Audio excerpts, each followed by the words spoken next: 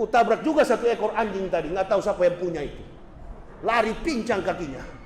Kalau kambing saya masih rem, tapi kulihat anjing najis ku tembak satu kali ban depan. Tali lipat. Kalau kambing saya rem. Kalau kambing saya rem, maksud saya mengerti. Tapi karena saya lihat anjing, saya tabrak.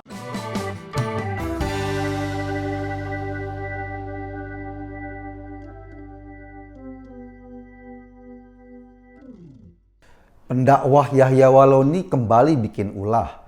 Dalam ceramahnya yang diunggah Hadis TV, ia jelas-jelas menceritakan perilaku biadabnya di hadapan para pendengarnya. Menurut kisahnya, ia sengaja menabrak seekor anjing dalam perjalanan ke Riau. Saya membayangkan sosok lelaki serem dengan wajah seperti Yahya Waloni lagi nyetir mobil, lalu ada anjing nyebrang atau dia di pinggir jalan. Lelaki itu menginjak pedal gasnya, mobil bergerak sedikit beringas, menyasar seekor anjing yang sama sekali nggak mengganggunya. Bodi mobil membentur keras badan anjing tersebut. Entah kepala, entah bagian tubuh mana yang terkena hantaman. Rodanya menggilas anjing naas itu. Lalu terdengar bunyi krak. Sebilah tulang patah. Lelaki di balik kemudi tertawa senang mendengar ada makhluk yang tergilas di bawah mobilnya. Sebentar ia menengok ke belakang, melihat seekor anjing yang susah payah bangkit di tengah jalan. Tulang belulangnya remuk, rasa perih sekujur tubuhnya membuat anjing itu kesulitan untuk sekedar berdiri. Mungkin anjing itu mencoba bangkit sehabis merasakan gilasan roda mobil, menyeret tubuhnya ke pinggir jalan, merasakan perih yang menusuk dirinya. Kita nggak tahu dengan tubuh yang remuk itu apakah anjing tersebut bisa melanjutkan hidupnya. Si penabrak, seorang yang katanya pendakwah, bergembira melihat penderitaan seekor anjing. Ia kini memamerkan perilaku kejinya di hadapan jemaah pendengarnya. Pesannya jelas, jadilah umat seperti saya, seperti orang psikopat yang bisa tertawa senang melihat seekor makhluk ciptaan Allah menderita akibat ulahnya. Saya ingat kata-kata yang memuakan dalam ceramah Yahya Waloni itu. Sengaja kutabrak anjing itu sampai pincang kakinya. Katanya bangga. Saat saya mendengar ceramah itu hanya ada satu kata yang bisa saya ucapkan. Dasar anjing. Sekali lagi, apa yang didapatkan umat dari orang sejenis Yahya Waloni kayak gini? Yang dengan bangga menceritakan kebiadabannya sendiri di hadapan pendengarnya. Yahya Waloni adalah pendakwah yang mengaku seorang mu'alaf. Mulanya ia beragama Kristen. Katanya ia mengaku pernah mendalami agama lamanya sangat intens, tapi lantas meninggalkannya. Jadi hampir semua ceramah Yahya Waloni kerap mengungkapkan kebenciannya pada agama lamanya. Bahkan kalau mau ditelaah, modalnya sebagai penceramah ya cuma itu-itu aja. Rasa benci pada agama Kristen, rasa benci pada orang yang berbeda. Saya tentu maklum, orang seperti Waloni tidak punya waktu untuk belajar tentang Islam sebagaimana nafas aslinya. Dia baru aja jadi mu'alaf, udah langsung dapat panggung dakwah. Akibatnya, yang diketahui tentang Islam adalah kebencian pada agama lain saja. Dan itulah yang menjadi bahan jualan ceramahnya kemana-mana. Para pendakwah sebetulnya adalah etalase sebuah agama.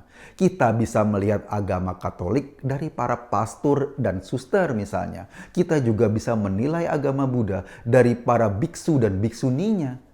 Nah, pertanyaannya, apakah umat Islam mau agamanya dinilai dari sosok orang seperti Yahya Waloni ini?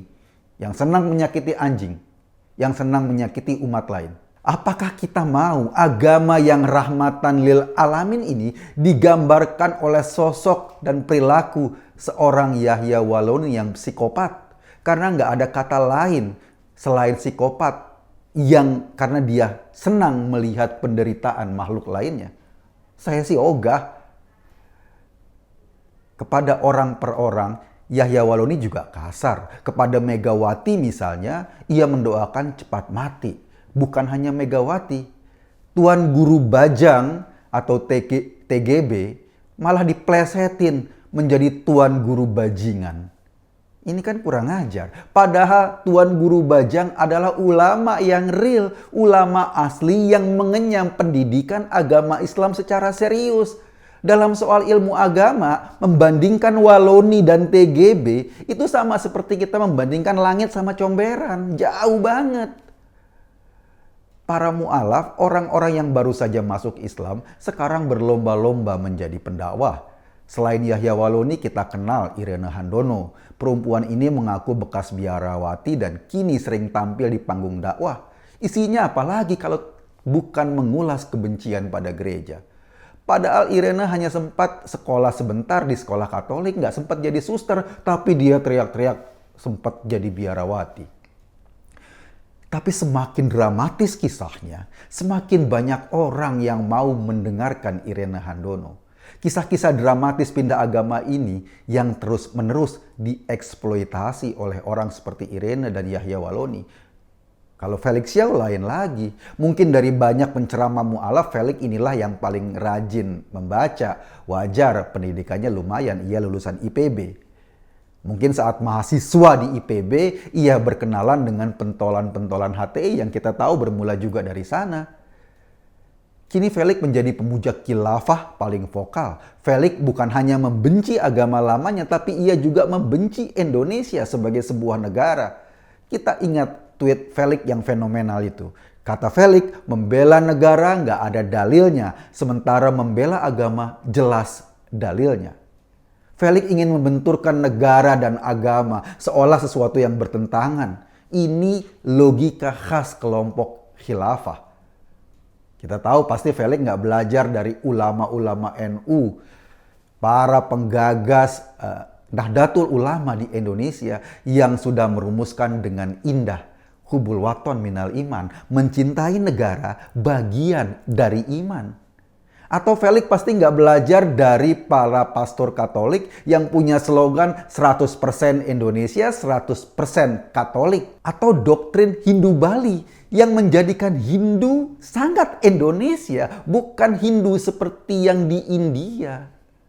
Felix terus-menerus berusaha membenturkan keindonesiaan dan keislaman. Padahal apa yang dibahas Felix itu udah selesai sejak zaman kemerdekaan dulu. Udah dibahas dan kita semua sudah sepakat sebagai sebuah negara bangsa. Sebenarnya kenapa sih penceramah-penceramah mu'alaf ini laku keras di Indonesia? Ini karena rendah diri umat Islam juga. Umat nggak percaya diri dengan keyakinannya sendiri. Sehingga ia perlu kisah-kisah dramatis para mu'alaf yang pindah agama, seolah-olah kisah itu bisa dijadikan pembuktian kebenaran Islam. Karena rasa rendah diri umat inilah, akhirnya orang seperti Yahya Waloni dikasih karpet merah untuk menjadi pendakwah. Akibatnya apa? Umat Islam diracuni. Bagaimana cara menggilas anjing dengan bengis? Astagfirullahaladzim. Jika orang seperti Waloni atau Irene Handono ini dengan omongan kotor dan kebengisan sifatnya masih terus diberi panggung dakwah, yang ada bukannya memperindah nilai agama, malah justru memalukan agama Islam sendiri. Bagaimana mungkin agama yang dikenal berkasih sayang, agama yang menebarkan kasih ini, punya pendakwah beringas dan psikopat seperti Waloni? Kita tentu ingat sebuah kisah klasik ketika Tuhan memaafkan seorang pelacur hanya karena ia dengan tulus memberi minum seekor anjing yang kehausan.